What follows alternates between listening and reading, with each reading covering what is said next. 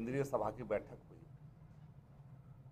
धनबाद में, कोयलांचल के क्षेत्र में। इसके संबंध में आपको विस्तार से जानकारी दी और हमारे बीच में संजय मेहता जी भी कल पार्टी की सदस्यता इन्होंने सुदेश महतो जी के समक्ष ग्रहण की है, तो इनका भी पार्टी में स्वागत है।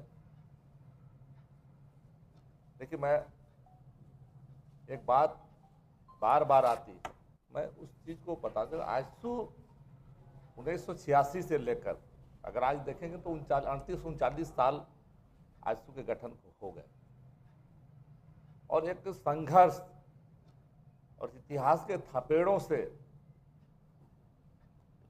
अपने को कहीं ना कहीं अपना अस्तित्व को बचाती, संवारती, निखारती आजसू जो हमारा संगठन है ये आगे बढ़ा है। और सबसे बड़ी बात ये भूल जाते हैं लोग कि आजसू के बारे में जब भी हम आकलन करते हैं तो इसका आकलन संघर्ष के आधार पर होना चाहिए, क्योंकि आजसू की स्थापना ही झारखंडी जनता के संघर्ष के लिए हुई थी और झारखंड आंदोलन में एकमात्र आजसू ऐसा संगठन रहा जिसने चुनावी राजनीति आंदोलन रहते नहीं की। आजसू ने नो झारखंड नो इलेक्शन का नारा दिया, चुनाव नहीं तो झारखंड नहीं तो चुनाव नहीं। और मैं थोड़ा सा बैकग्राउंड में फिर से थोड़ा सा बताना चाहूँगा कि अगर इतिहास में पहली वार्ता हुई और झारखंड को एक समस्या के रूप में केंद्र सरकार ने स्वीकार किया तो 1986 में आजसू के गठन के बाद 1989 तक जो आजसू का एग्रेसिव मूवमेंट रहा, उग्र आंदोलन रहा, उसके बाद 1989 में आपको याद होगा कि राजीव गांधी जी की सरकार थी, बूटा सिंह गृह मंत्री थे, उन्होंने आजसू को वार्ता के टेबल पर आमंत्रित किया। तो इतिहास की और सबसे पहली बार केंद्र सरकार ने झारखंड को एक समस्या के रूप में स्वीकार किया। इसके पहले 63 में जयपाल सिंह जी भी ने उसके पहले काफ़ी अच्छा आंदोलन चलाया। उस आंदोलन को भी हम अपना एक अनुकरणीय मानते हैं और उससे प्रेरणा लेते हैं। लेकिन कांग्रेस ने 1963 में जयपाल सिंह को मंत्रिमंडल में शामिल किया और कहने के आंदोलन को भटकाने का काम किया। 1993 में भी फिर से कांग्रेस ने यह खेल किया और जो गुरुजी शिबू सोरेन ने जो एक बड़ा आंदोलन आगे बढ़ाया और उसके आधार पर सांसद विधायक भी उनके चुनकर आए। लेकिन 93 में नरसिंह राव की सरकार को बचाने के लिए झामुमो का समर्थन ले लिया, लेकिन अलग राज्य नहीं दिया। दो ऐतिहासिक मौके थे 1963 में और 1993 में जब अलग राज्य बन सकता था, नहीं बना और कांग्रेस के कारण नहीं बना।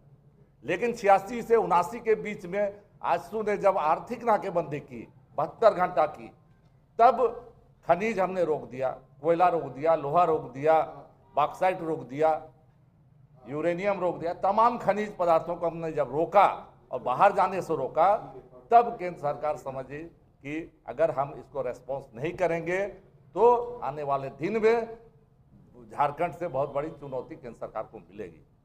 और 1989 में जब आजसू के साथ वार्ता हुई, हमने प्रपोज किया कि कुछ गुरुजी और अन्य आंदोलनकारियों को भी वार्ता के टेबल पर बुलाया जाए। इसके बाद केंद्र सरकार ने कमेटी ऑन झारखंड मैटर्स बनाई, झारखंड विषयक समिति। समस्या मानते हुए समस्या के समाधान के लिए क्या उपाय होंगे, और झारखंड विषयक समिति ने पूरे झारखंड में घूमकर आम जनता से, राजनीतिक दलों से, स्टेक होल्डर्स से बातचीत करके एक विस्तृत रिपोर्ट सरकार को दी, जो संसद के पटल पर पेश की गई, प्रस्तुत की गई, रखी गई। ये बहुत बड़ी सफलता थी आजसू के आंदोलन की। इसको कहीं ना कहीं आज के माहौल में, आज के राजनीतिक माहौल में हम इसको भूल रहे हैं। इसको हमेशा जब हम अपना इतिहास भूल जाते हैं, अपना संघर्ष भूल जाते हैं, तो भविष्य ठीक नहीं कर पाते हैं। आज झारखंड की जनता को और झारखंड में जो भी राजनीति कर रहे हैं, इस इतिहास और संघर्ष और बलिदान को याद रखने की जरूरत है। और कमिटी ऑन झारखंड मैटर्स ने 3 सुझाव दिए थे, या तो अलग राज्य बनाया जाए, या केंद्र शासित प्रदेश बनाया जाए, या ऑटोनोमस काउंसिल बनाया जाए।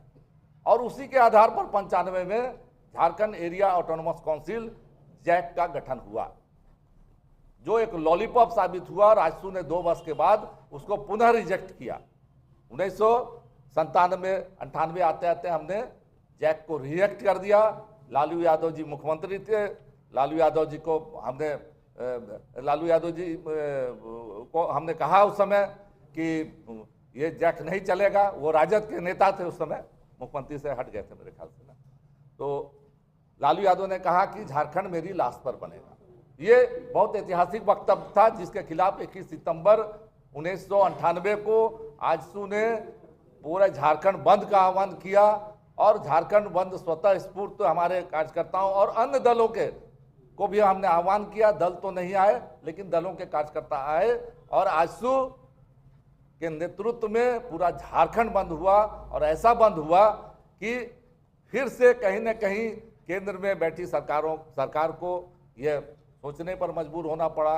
उसके बाद आडवाणी जी के साथ हम लोगों के 5 लोग, मैं था, सुदेश महतो, कमल किशोर भगत, हसन अंसारी और ललित महतो, हम लोग की बातचीत हुई और बातचीत के आधार पर रांची के हवाई अड्डा पर 13 सितंबर 1998 को 13 सितंबर 1999 को आडवाणी जी के साथ हम लोग की प्रेस कॉन्फ्रेंस हुई।